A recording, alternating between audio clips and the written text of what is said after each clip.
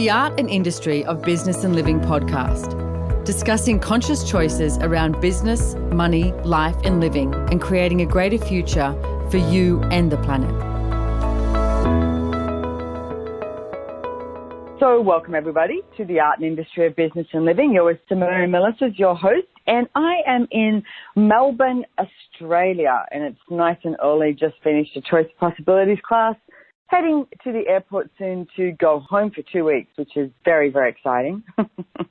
I'm excited about it. And my next trip is actually heading off to Mexico again, and I will be doing a Business Done Different class, which is under Joy Business, and also Kickstart Your Business. And it's all live streamed, and it starts on the 19th of July is Kickstart, and then 20th to the 22nd of July is the Business Done Different. And I have actually just recently been in Mexico doing a Relationship Done Different class. So I wanted to invite one of my hosts and a friend of mine, Alba, on here, who's actually from Mexico. So welcome, Alba. Hey, Simone. Thank you so much for this invitation. I'm so excited. Well, I wanted to just shoot the breeze and talk to you about business in Mexico because I loved it. It was interesting for me too. I just been to São Paulo in Brazil, which had 34 million people. Then going to Mexico City, I think has 24 million people. The following weekend I was in Mumbai, which I don't know how many people, but a lot of people. And then I come to Melbourne, and Australia is so much easier on my body, I'm going to say, because there's less people. And you know what? It's just an interesting point of view. And there's so much going on in each one of those places. You know, from Brazil to Mexico to Mumbai to Australia, we all do business so different. So let me start by asking you a couple of questions. Whereabouts were you born, Alba? I was born in Mexico City. You were born in Mexico City? Nice. Yeah. What did you grow up with? Like, was your family in business? Was it not in business? Did you get educated about business? Like, what do you know about it as growing up as a child in Mexico City? Well, I am weirder than the average Mexican because my dad is French, and I was actually raised pretty close to the border in the U.S. So I have a really interesting mix of, we say in Mexico City that people that are raised in the border from the U.S. do business quite differently, and we have this weird idea, like we also have the separation between the North and the South. The North was more industrialized, it has more companies, it's more American-like in the way they do business, and then the South part of the country is more agricultural. It's more like they do business more like government does, I want to say, whatever that is. So for me, and my dad always owned business when I was growing up. We actually moved quite a bit in Mexico. We used to move. I lived in 7 different cities in the whole country up to when I was 10 years old. So even though I was a child, I can still remember, all these ideas about what is the right way to do business or what is it supposed to be successful. A lot of people in Mexico say that you have to have a secure job and, get your paycheck every 15 days and then you're safe, you're in the right side. And then in the North, you have more the idea that you should go and create your own business, like having your own business, be the owner of it, and it's a completely different thing.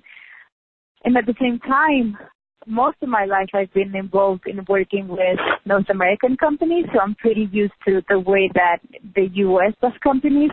So for me, there's such a variety of doing business, the same as people have different tastes about what they like in life.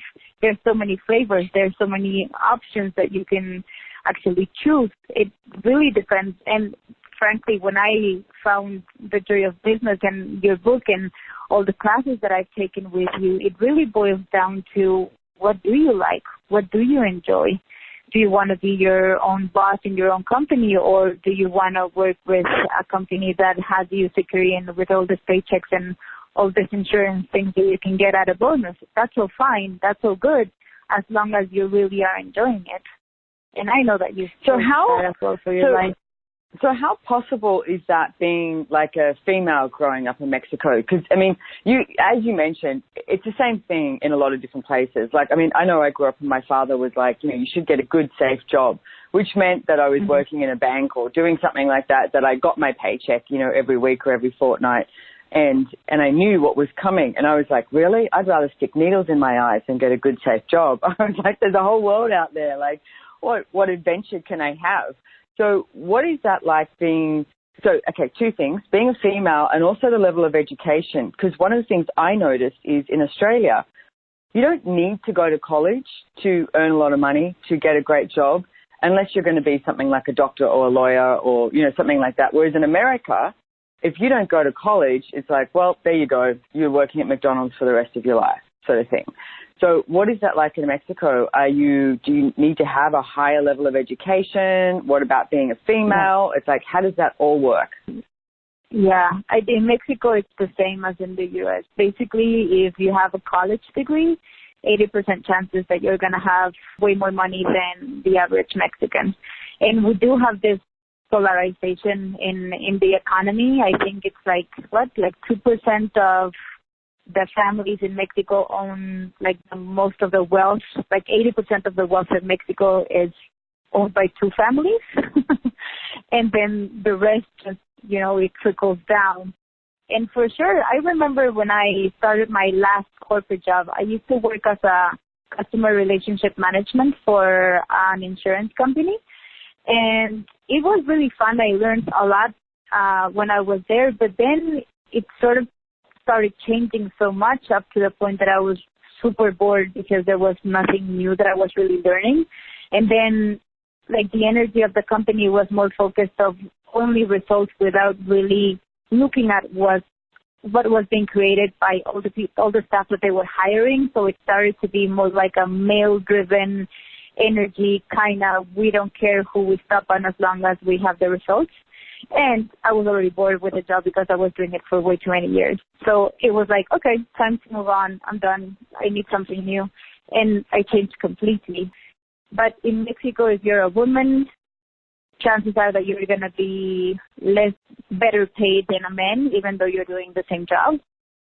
So that's kind of tricky. Like, I would not consider in the sense against going back to corporate, but if I would for sure ask a lot of questions about, where's the companies that can actually receive what I can provide and what can I contribute to it independently of my gender.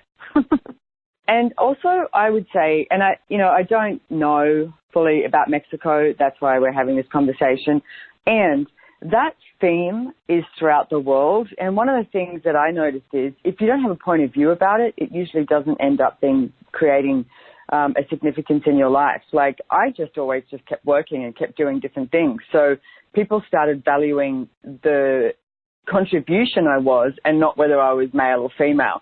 So what if you're listening to this show out there and you're thinking, yes, that's me.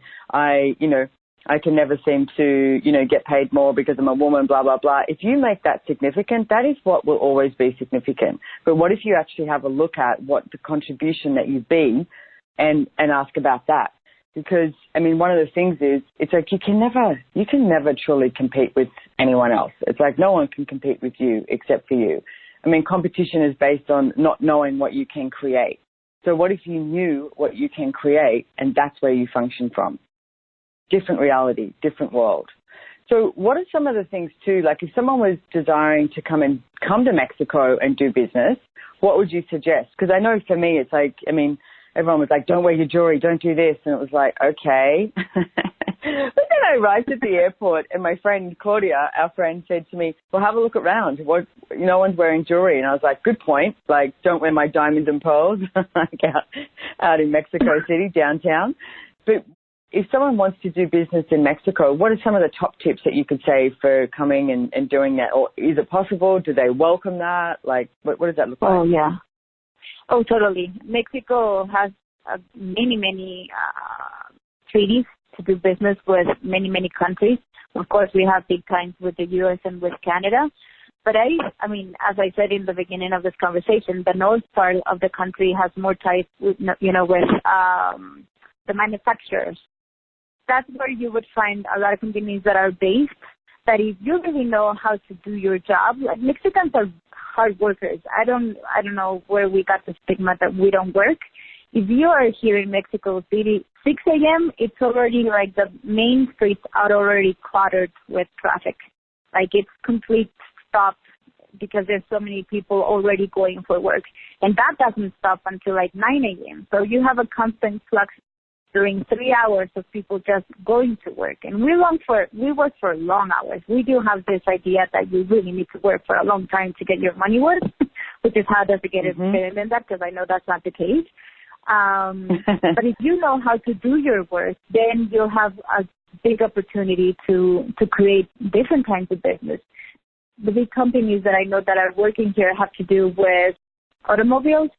So we have like companies that do also build cars. We have companies that have a lot of things to do with clothes and stuff like that. So my tip two would be do a research of like which city would you like to invest in, what kind of a business, like what sector are you looking at?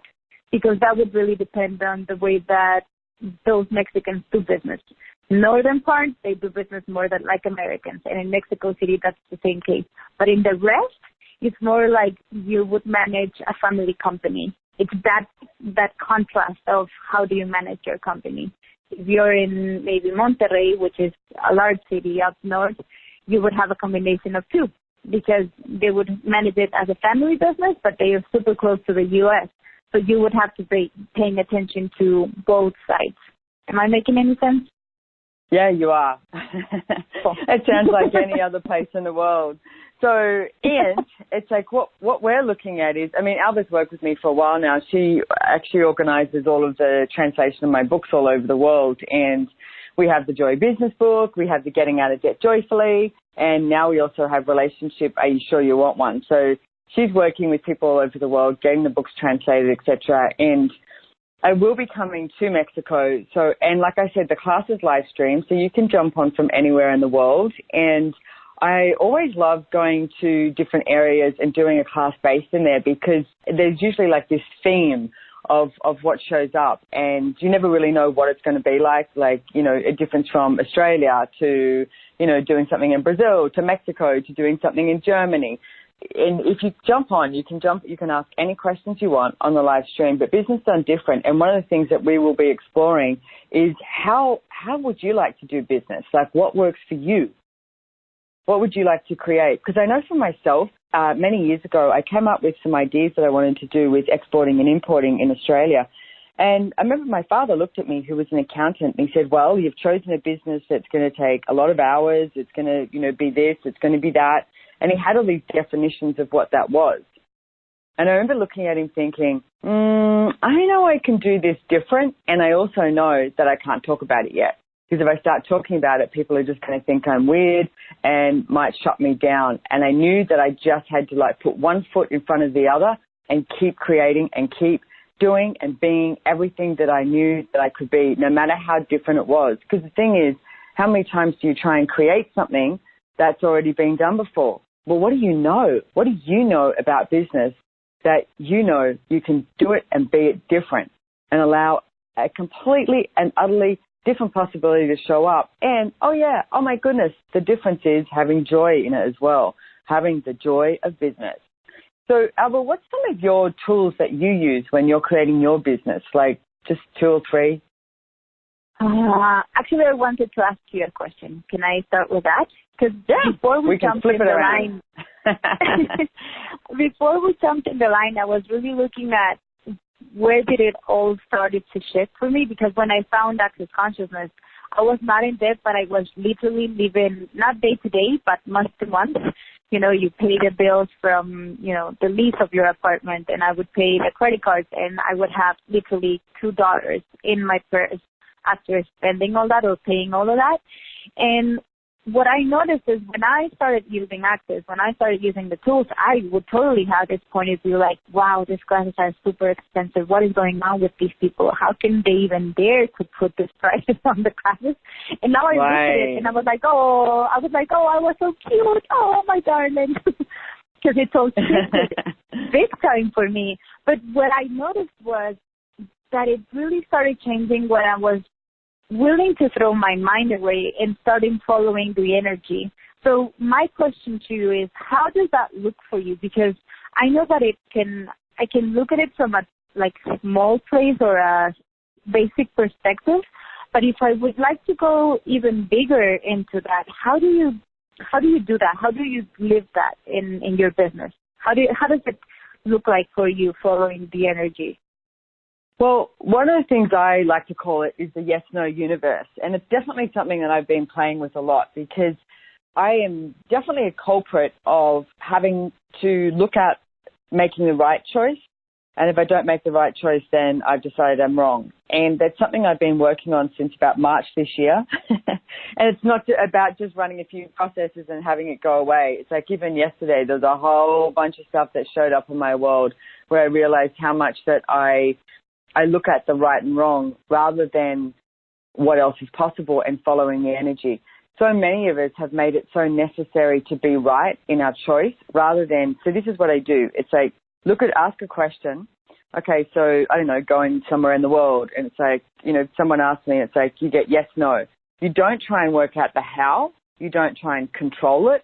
You don't try and go to the rightness of it or try and work out the logistics of it or make it linear. If you get a yes, do it. It's like yes, no.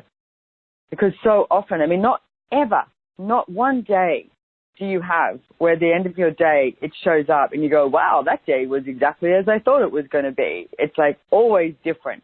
So what if your whole entire life could be different based on the choices that you make and not trying to get it right? Like how many of us would rather be right than be free? And it's one of my favorite things that Gary Douglas, the founder of Access Consciousness, said many years ago. And after 18 years of Access, I think I'm still just discovering what the hell he was talking about. He is one of the most free men I've ever met in my life, but he also never has to be right. He doesn't find it necessary to be right. So you can even ask this question: what have you made so necessary about being right that you must live in constant judgment rather than just choose? And everything at that is times a gazillion, right and wrong, good and bad, POC and POD, all nine shorts, boys and beyonds. And that's the clearing statement. If you've been listening to my show, you'll know about it. But if not, go to theclearingstatement.com, and the wonderful Dr. Dane here talks about it. So, because how many of you are not allowing yourself to be everything that you be so that you actually have choice? Like how many of you, like I said, go to the rightness and the wrongness rather than going, oh, should I choose this? So as we're talking about this, it could be business done different class in Mexico. I'd love everyone to come along. My, aim, my ask is that every single business in the whole entire world is using Access Consciousness tools so that we actually can have a more conscious planet. And I'm not talking about environmentally friendly, like make sure you do your recycling. I'm talking about something different. What if every single business was created because it was joyful, because it was fun, because it was creating a difference in the world and a difference for you? That's a whole different reality. So even if you just listen to this show and take away some of these tools, that's great. And I really implore you to go along, check out accessconsciousness.com, get your bars run. There's thousands of facilitators around the world. And go to accessjoybusiness.com and find a Joy Business facilitator and do a class near you soon. Because if you've even got an idea, like you don't have to have a business that's, in full fluctuation. Even if you have an idea, come along and let's talk about it and go, okay, so what's it going to take to actualize this idea you have? You're different. Your ideas are different. They are not the same as anybody else's. So what if you actually started claiming, owning, and acknowledging the difference that you be and the willingness to follow the energy? Yes, no, yes, no. Not, oh my God, what if I get it wrong? You're not creating a telenovela. We love oh my God. Yeah. How do I control this, Exactly. And when this conversation started about how willing was I to be wrong, because I'm always, as well as you, an advocate of getting things right, I would notice how much contraction and how much uneasiness that would cause in my body. It's like when you are trying to go in a straight line that it's super narrow, and if you go just a little bit to the left, you fall, and if you go just a little bit to the right, you fall as well. I think that's what we do when we are only looking at, I need to get this right, instead of actually having the freedom hey, you know what, I can actually go to the right, to the left, to the up, to the down, to the whatever, and Yeah. As long as I am in the question still and really noticing what's going to create more, then you don't really need to care about the end result as long as you are aware of what it's going to create. For me, that was a totally game changer when I started really looking at my choices from that space. Okay, so if I didn't have to get it right, then what would I choose? And there was so much more freedom than before, for sure. And you just said something so key as well. It's not about the end result. Like, how many times do people make choices based on they're looking for the end result? And if you're looking for an end result, then you miss everything else that can show up. Like, what's the worst thing that can happen? You stumble and fall, you lose some money. It's like, but you get back up and you start again. Whatever you created, you'll have that awareness for life. It's like, what if life was the adventure of living? And what if business was the adventure of living? That's what I'm looking at. Totally. So and then when you really acknowledge, and then when you really acknowledge that, actually you can, like, if you fall, you will, stand up again. I think that's one of the major things, that if you really acknowledge that for yourself, how much more can you create? Because we go into this telenovela story like, I don't want to screw it up. I don't want to do something wrong, because then what? Then you fall, then you scrape out your knees, you walk, and then you have a cup of coffee. I don't know, you do whatever is going to create the most for your body, and you can start over. But if you have that certainty, both that you have your own back and that also the universe will have your own back, and like you said, you will have this awareness for life, then what's the problem of making a mistake? Yeah, what if it wasn't a mistake? It just didn't show up the way you thought it was going to show up. So there's always something new. There's always something different. Exactly. So, Alba, do you have any classes coming up that people can find you? Where do people find you? I do. I'm actually going to Ecuador. I'm going to Quito to facilitate money and business class at the middle of, it's going to be on the 13th of July. And then I'm going to be doing the adventure of being you as well. You can find me in www.facebook.com/Alba Molteni CF. And they will find all of my classes that I'm having in the short run. And next weekend, Foundation in Mexico City, we start on the 5th. I'm super excited. I cannot wait to facilitate. Nice. I have not been aware of how much have I been missing it. I know. Well, you receive so much when you facilitate. That's one of my favorite things about facilitating access classes. So I just want to reiterate, it's Alba Molteni, which is Molteni. That's correct, right? Yeah. Yeah, cool. Awesome. So, Alba, thank you so much for coming on here today. And I'm going to be seeing you in July in Mexico City.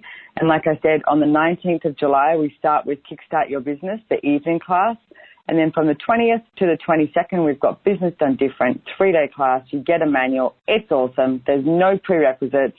You don't have to have a business to come. All you have to have is, as I say, blood running through your veins, because then that means you're alive. And it's like, let's create your life. Your life is your business and your business is your life. So let's do this. Anything else you want to leave the listeners with? Any other questions, tools, last minute awareness? I would just like to thank you, Simone. I mean, for me, my life changed completely since the very first minute that I met you. But even working for you, I was like, wow, okay. So if you have a business, if you have a life, yes, come to Mexico City. It's going to be awesome. I know that you're not teaching a lot of these classes, so I wonder what would I create for everyone that actually chose to be sitting here. I'm super excited. Thank you so much, Simone, for everything. Thank you. I adore you, and I will see you soon. Bye-bye. See you soon. Bye.